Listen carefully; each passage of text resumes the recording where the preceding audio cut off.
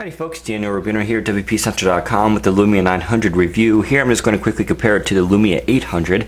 Now we're running the on-device diagnostic tool. That's why I'll quickly compare the battery output. You can actually see the Lumia 800 here on the left has about 180 milliamps, and the 900 is actually doing about 140 milliamps, spiking a little bit here, probably with live tile and email checking.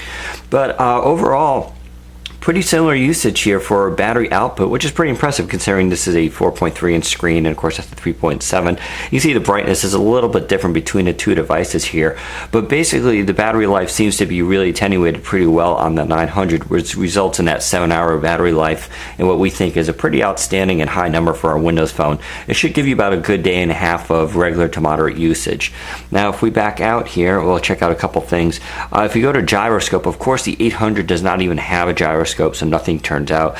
The 900, a premier device, of course does. You can kind of rotate this around a little bit. You can see the dice moving. So nice to see the gyroscope on board here with the 900. It's a premium feature. Kind of wish the 800 had it, but so be it. Under hardware buttons, you can actually see little distinction here. On the 800, it's kind of hard to see with the light, but these keys are actually lit up right now.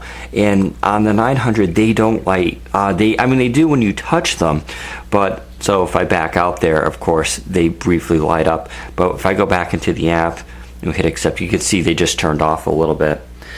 So that is an important distinction between a 900 and 800. On the 800, they basically stay on the whole time, and it's kind of nice. The 900, they don't do that. Presumably, it's a way to save battery power, and it may be one reason why we see the difference between the two. That's something they could actually change later on. Maybe they will. It's not a bad thing, but sometimes when it's dark, it is nice to have those keys illuminated, permanently. So that is an important distinction. You can see it's actually under here lights. We could test that. Under the magnetometer here, if I'm pronouncing that right, probably not. There's actually an important distinction here with the compass. I don't know why this is, but you can actually see how they kind of behave differently. I don't know why that is with Windows Phone. There is possibly a diagnostic thing there that needs to be addressed or fixed, but there is a difference. I tested this on a couple of these phones already, and so the reading is very off. We go back here, we can test the speaker.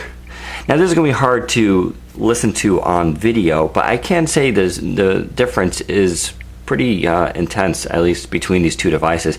Both have the same speaker. They're both at the bottom here.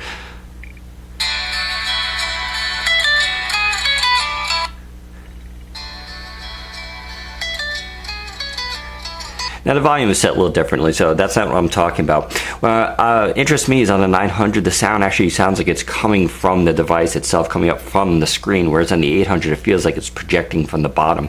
In that sense, the 900 actually has a better sound quality in my opinion, because the sound actually does some sort of simulation, it seems like, where it's actually coming from the device. It's more of a surround experience versus the 800, which I said comes more from the bottom, and you kind of feel that projection difference. Finally, well, actually two more things. Under touch, this is kind of interesting now. On the 800, when you draw something with your finger, you can sort of see the line follows my finger directly. But on the 900, and it's going to be hard for you guys to see, but there's actually a space between my finger and the line that's being drawn. So there's actually a slight delay between that and when the screen is catching up, versus on the 800, which seems more instant. Now, I'm not sure if that actually translates into real-world differences between the devices, but it looks like the 800's touch capability is a little more sensitive. I'm curious as to why that is, but it is.